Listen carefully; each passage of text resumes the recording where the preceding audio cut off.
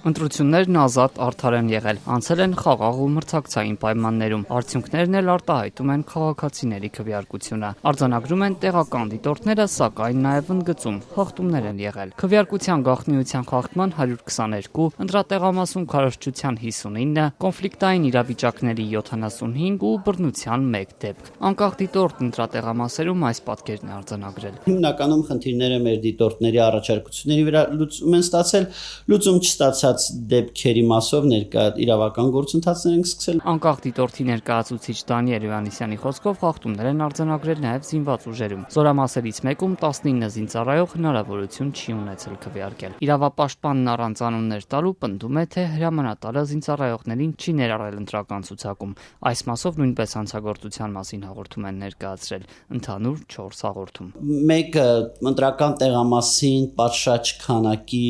քվեաթերթիկներ չտալու դեպքին, բարեբախտաբար այդ տեղամասում գործը չհասավ նրան, որ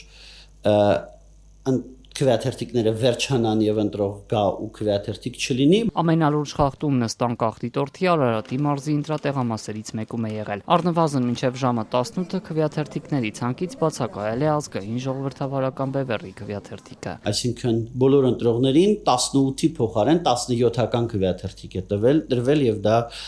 էական խախտում է։ Զինծառայողների քվեարկությունն ուղեկցվել է նաև այլ խախտումներով։ Մասնավորապես 3 ընտրատեղամասերում քվեարկությունը շարունակվել է ընտրության ավարտից ժամը 20-ից հետո։ Զինծառայողները եկել են ժամը 8-ից որոշ ժամանակ առաջ եւ տեղամասերում որոշել են, որ պետք է ամեն դեպքում զինծառայողները քվեարկեն։ Հղումաներով հակակոռուպցիոն կոմիտեի հրապարակումներին Դանիել Հովհաննիսյանը պնդում է, թե ընտրական գործընթացի հիմնական խնդիրը ընտրակաշառքի բաժանման դեպքերն են։ Հակակոռուպցիոնի հրապարակումների մեծ մասը Ռուսաստանաբնակ միլիարդատեր Սամվել Կարապետյանի գլխավորած ուժեղ Հայաստանին են վերաբերում։ Ինքը Սամվել Կարապետյանը 3 հերքեց, թե իրեն գումար են բաժանել։ Իհարկե չենք բաժանել։ Իհարկե որ բաժանած լինեինք, հիմա ինձ էլ նորից կալանավորած կլինի։ Դե ասեմ, որ ամենամեծ խնդիրը, որ մենք տեսնում էինք ըստ էության դա ընտրակաշառքի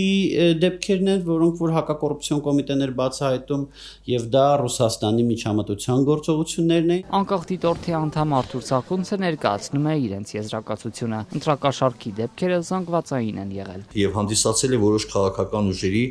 քվե հավաքելու հիմնական մեխանիզմներից մեկը։ Ինչ վերաբերում է իշխող քաղաքացիական պայմանագրին, անկախ դիտորդն առանձնացնում է վարչական ռեսուրսի կիրառումը։ Ընտրական ամբողջ գործընթացում եւ Ազատությունը եւ այլ լրատվամիջոցները վարչական ռեսուրսի օգտագործման բազմաթիվ դեպքեր արձանագրեցին։ Համայնքային ծառայողները աշխատանքային ժամին քարոզարշավի էին մասնակցում, աշակերտները դասի ժամին դրոշներ էին ծածանում։ Ցանկը շարունակելի է։ Վարչական ռեսուրսի չարաշահման երևույթի դեմ պայքարի արկա գործիքակազմը բավարար չէ։ Սա արձանագրենք, որ վարչական ռեսուրսները այո օգտագործվել են եւ մենք գտնում ենք, որ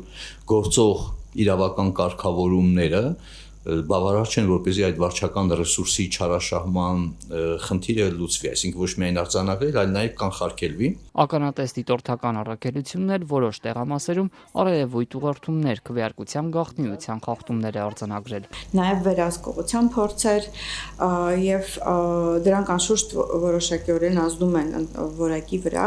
եւ նաև պետք է նշել, որ ընտրախախտումներ իրականացմանը մասնակցել են տարբեր կուսակցությունների ներկայացուցիչներ։ Ականատեսի ներկայացուցիչ Սոնա Այվազյանը թվարկեց իրենց առանձնացրած խնդիրները։ 21 տեղամասում արձանագրվել է տեխնիկական սարքի խափանման 1-ից մինչև 5 դեպք, 3 տեղամասում խախտվել է վիճակահանությամբ սահմանված աշխատանքային գործառույթների հերթափոխը,